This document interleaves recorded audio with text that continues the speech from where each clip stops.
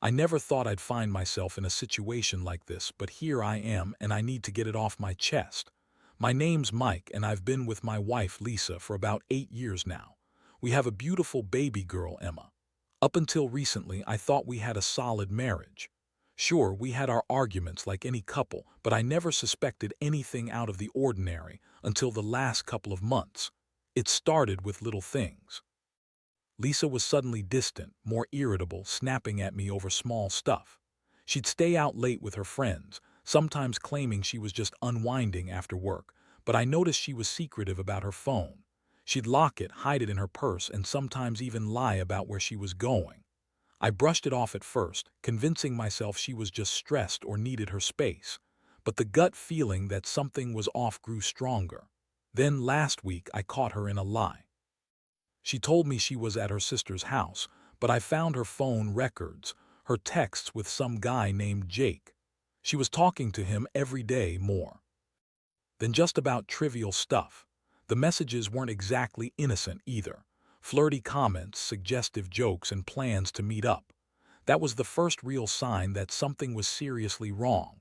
I wanted to confront her then, but I was too stunned, unsure of what I'd even say. Fast forward to the funeral of our baby, Emma's funeral. It was the worst day of my life. Watching my wife, Lisa, at her most vulnerable, grieving for our child, and then seeing her behave strangely, that was what broke me. It was supposed to be a day of mourning, but instead it turned into something else entirely.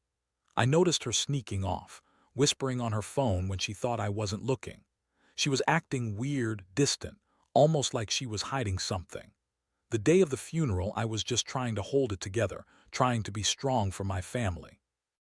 But after everything, I decided to follow her.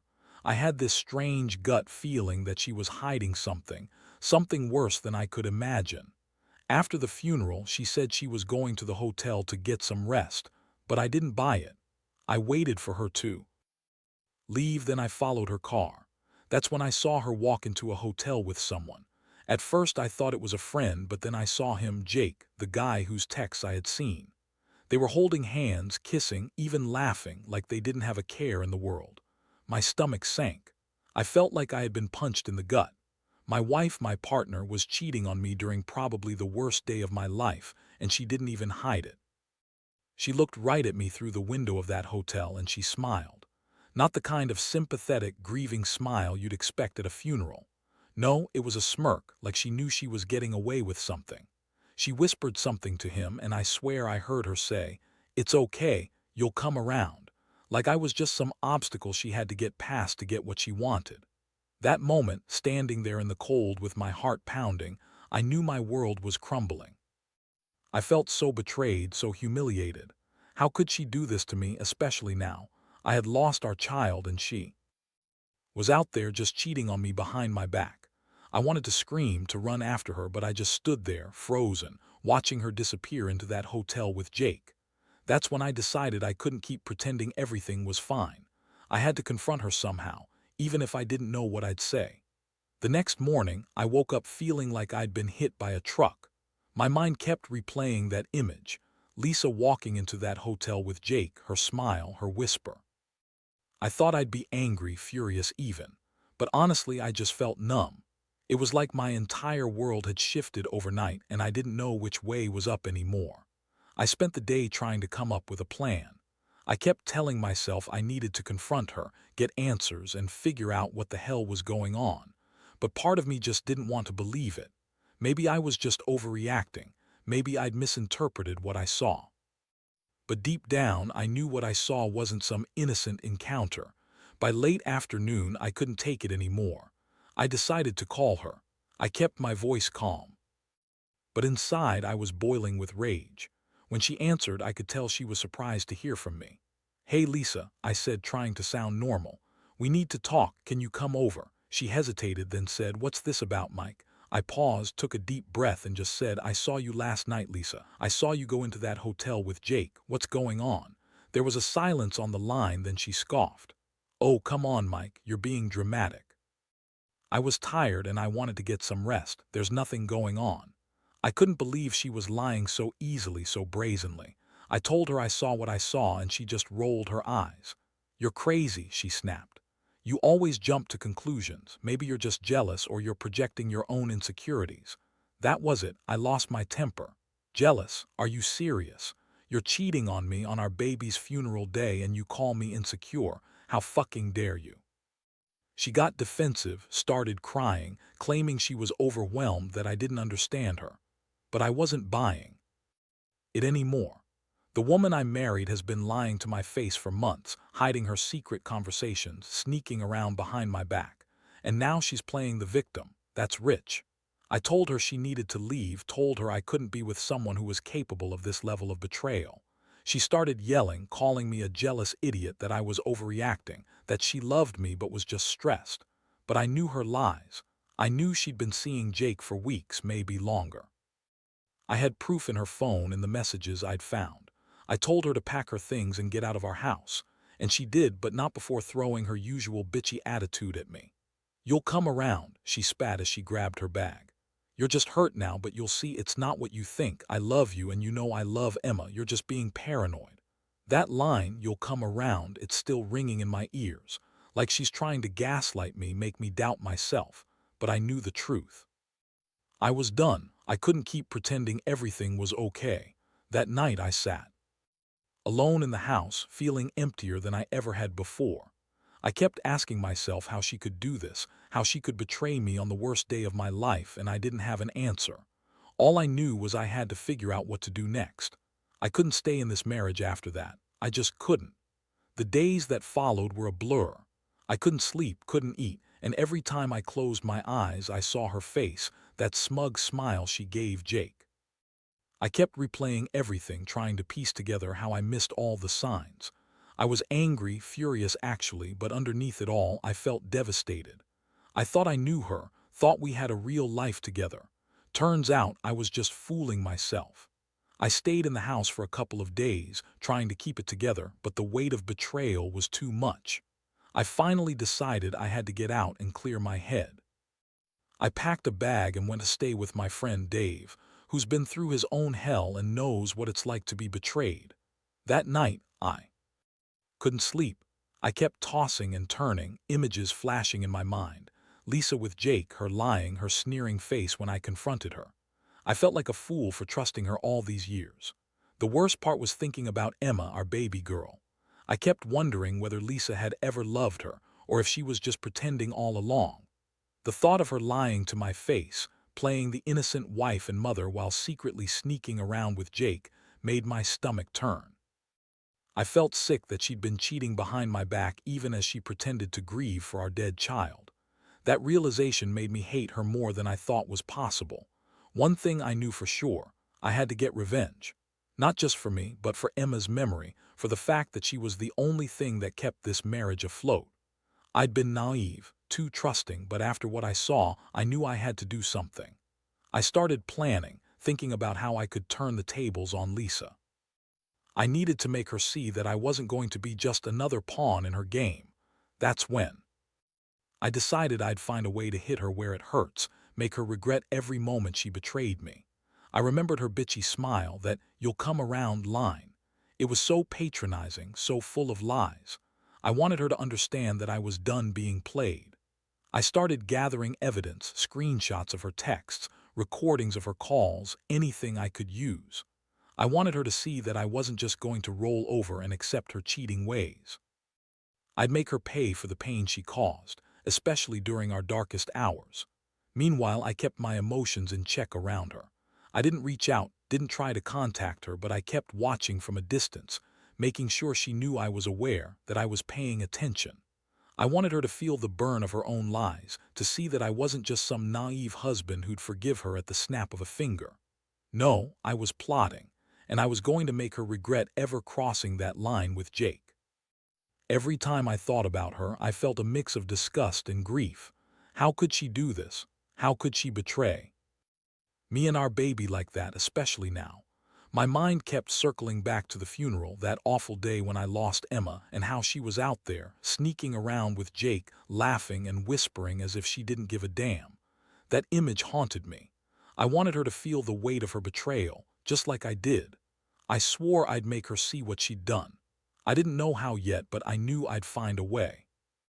The more I thought about it, the clearer it became that I couldn't just confront her and hope it would all blow over. She was manipulative, a real bitch when she felt cornered. I had to be smart, patient. I started digging into her phone, her emails, anything I could get my hands on. I knew she'd lied to me about her whereabouts, about her feelings, about everything. I just needed proof that would hit her hard enough to make her see she couldn't walk all over me anymore. One night I found a hidden folder on her laptop, her secret stash. There were messages and pictures with Jake, clearly more than just friendly banter. They were planning to meet. Again, maybe even next weekend. My blood boiled. I felt this insane mix of heartbreak and rage. How could she be so heartless? All the while she was out there pretending to be a grieving wife, acting like everything was fine. I wanted to scream, but I kept calm. I knew I needed to use this evidence carefully. I decided to set a trap.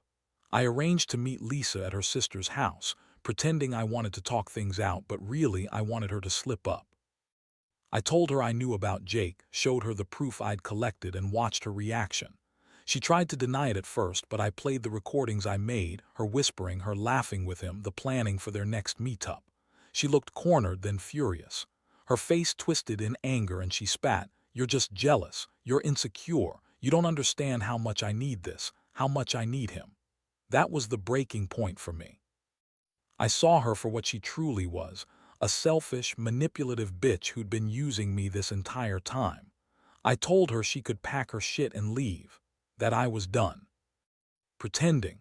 She yelled, calling me every name in the book, trying to manipulate me again, but I didn't fall for it. I just looked at her with cold eyes and told her she'd ruined everything. Our marriage, Emma's memory, and the last shred of respect I had left for her. That night I went back to my place, feeling empty but somewhat relieved that I had finally faced her. As I sat alone in the dark, I realized how much this whole thing had changed me. I'd been naive, yes, but I was also stronger than I thought. I knew I'd have to move on somehow, even if it broke my heart. I didn't want her back. I wanted her to feel what she'd done, what she'd cost me. I wanted her to see that her lies had consequences.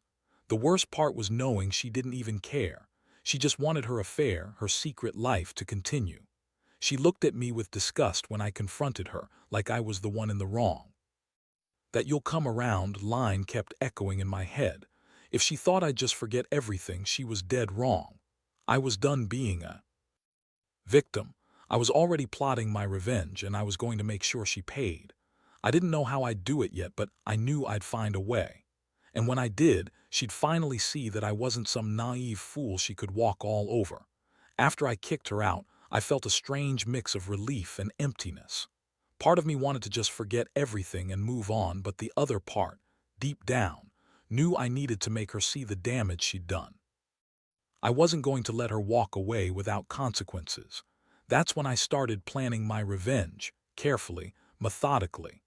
I knew I had the evidence to destroy her if I wanted to, but I also wanted her to realize she'd lost more than just me. I wanted her to feel the pain of losing everything she took for granted. I spent the next few days gathering everything. Screenshots, private messages, recordings, whatever I could find that proved Jake and Lisa's affair was more than just a one-night stand. I also kept an eye on her, watching her move, seeing how she reacted to the fallout.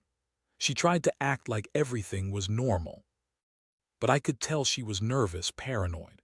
She knew I was onto her, and that made me feel even more justified. One afternoon, I made a decision. I was going to send her a message, an anonymous one, exposing everything. I wanted her to realize that I wasn't going to be some pushover anymore. I crafted a pretty brutal message. I told her I knew about her affair, about Jake, and how I'd documented it all. I warned her that if she didn't leave town and disappear, I'd go public with everything. I knew her pride wouldn't let her take that lying down.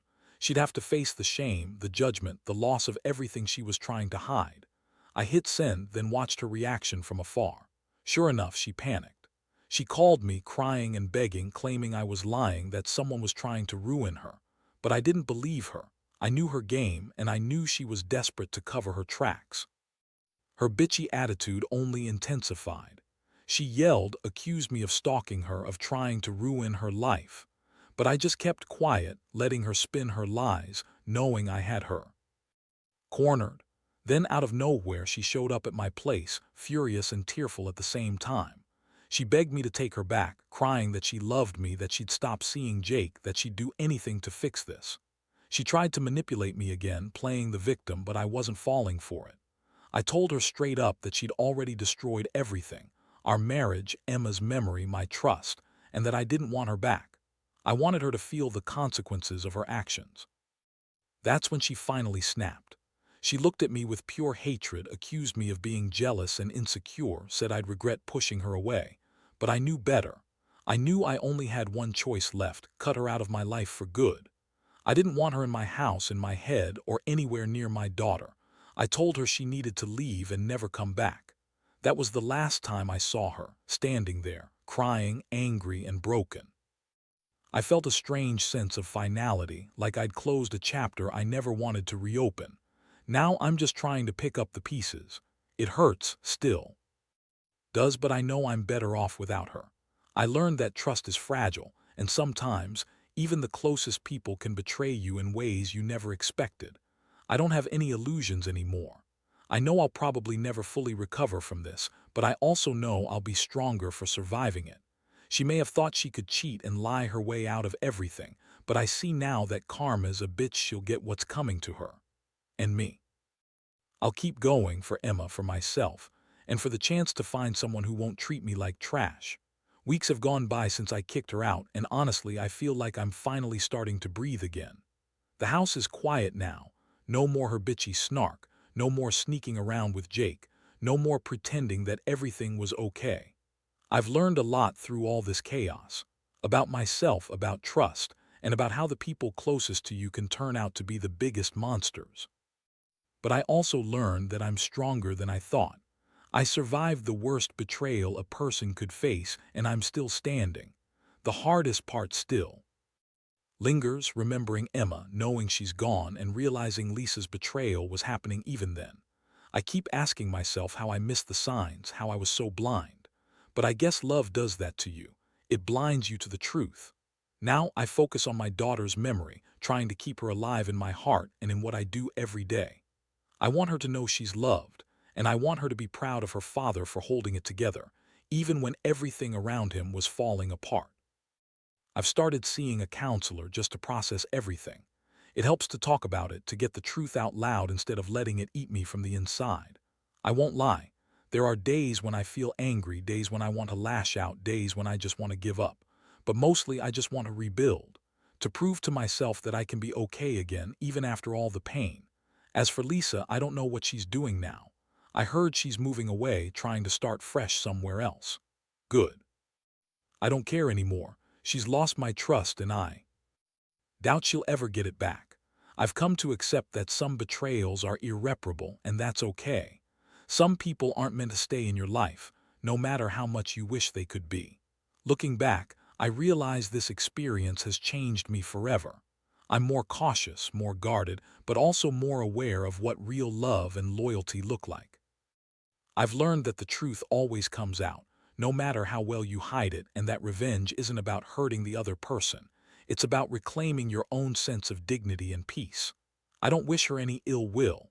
I just want to move forward, free of her lies and her poison. Now, I focus on my daughter's memory, on healing, and on building a new life, one where I can trust again, maybe someday.